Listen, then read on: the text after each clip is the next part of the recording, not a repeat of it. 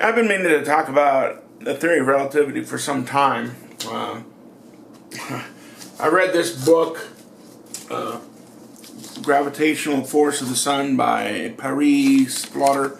One of my friends had recommended this a long time ago, and I read this like a year ago, and I was planning to do a video on it. I keep forgetting. I've done a video on Einstein before, and I basically discovered that Einstein was a womanizer, a pedophile, a psychopath. The reason he kind of went crazy later on, both of his wives went crazy, his stepdaughters, his one son went crazy, is it appears they had syphilis, and Einstein probably gave it to him, or it's possible he gave syphilis to his wife, who gave it to his son. I don't know. The older son didn't get it. The younger son did. I don't know what's going on. A lot of those J families, incest is pretty common from what I understand. But Einstein, I would think he would have known he probably had syphilis, and yet he still continued to pursue women and girls, preteen girls. Anyway, almost every theory he got, he stole from other physicists. And he came up with this wacko theory of relativity, and it is a wacko theory. It's not even, it doesn't really qualify to be a theory. It's vaguely even a hypothesis. It's never stood up to any kind of experimentation. For a theory to be a theory, it's got to pass a few tests, and there's got to be experiments that back it up, and there isn't any. It was what was the year? It was 1929, I think it was. Anyway, Einstein's theory of relativity, and it's interesting how this guy who didn't even finish his PhD in physics had all these observatories that were supposed to plot if relativity works, okay, it should cause a deflection in the light coming from the stars, and they were going to experiment where they were going to see during an eclipse to see. And they came up with this scatter plot right here. All right, now it kind of, or a little bit goes along that curve, a little bit, but not real strongly. This is far from what I would call evidence or proof that this theory works. Yet the next day, Einstein was hailed as a genius all over the world. He made headlines in every newspaper all over the world.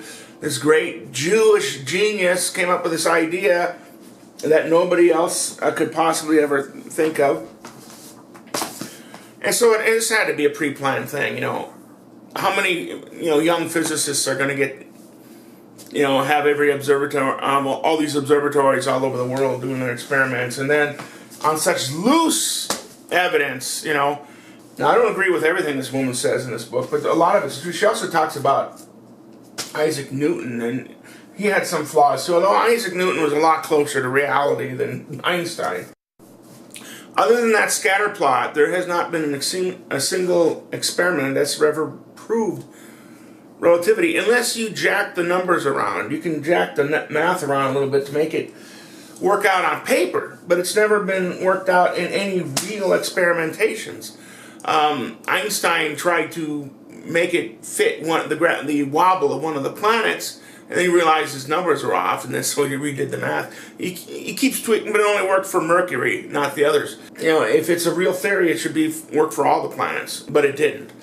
So, it's basically, you're dealing with relativity, you're dealing with imaginary numbers. Imaginary numbers, you can work out on paper, okay, but they're not real. They don't fit in the real world. It's like you have 4 apples, and you want to take 5 apples away, okay? What does that do? Well, using imaginary numbers, that gives you a -1, okay? But what does a -1 apple look like? Have you ever seen a -1 apple? Have you ever seen a negative apple? What does it look like? Is it like a black hole in the shape of an apple? And that's what relativity is. It works out mathematically. Of course, you got to have a lot of calculus background to work out the math. It works out mathematically, but it doesn't fit reality. You can have relatively negative numbers, relativity negative numbers. That means relative to something else. I mean, something can be below something else, all right? But you can't, have negative objects, okay? That doesn't work. Like, for instance, like you can have 10 below 0, but that's, the temperature scale. Okay, what temperature actually is, what heat actually is the vibration of molecules. And absolute zero is basically a point where molecules stop vibrating at all. And now you can't have anything colder than that. That's about 450 some Fahrenheit, 271 centigrade, and 0 Kelvin.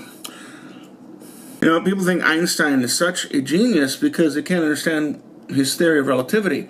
Two reasons why you might not be able to understand that theory. One is that he is such a genius, you can't understand what he's talking about. Or, let me give you an example.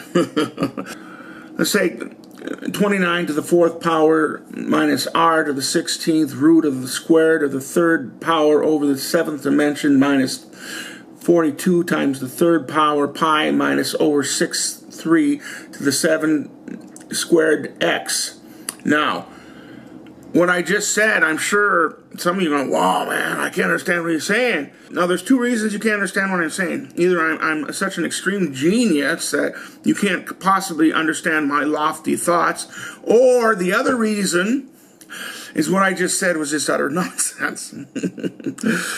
Okay, it was the latter. What I just said was just a bunch of gobbledygook. It sounds impressive, all right, but it's just a bunch of junk is what I threw out there. And that's what relativity is. It's a bunch of very impressive sounding fancy words in mathematical calculus, but it doesn't mean anything, really. Once again, the hook-nosed bastards that pull the wool over your eyes. But anyway, every physicist, has to have this relativity shoved down his throat. Any physicist, mathematician, whatever, who dares to say that the theory of relativity is flawed is disrespecting the mascot of Jewish intellectual superiority, Albert Einstein, and so he can kiss his career goodbye. He will no longer be able to get a job in any university or industry or the government. And there might be some foreign government maybe he could still get a job at that doesn't get a lot of Jewish control. And he can figure out his career is over. Any university that would dare allow one of their faculty members to criticize relativity will have its funding pulled. So it doesn't happen. So this flawed theory has to be shoved down our throats, whether we like it or not.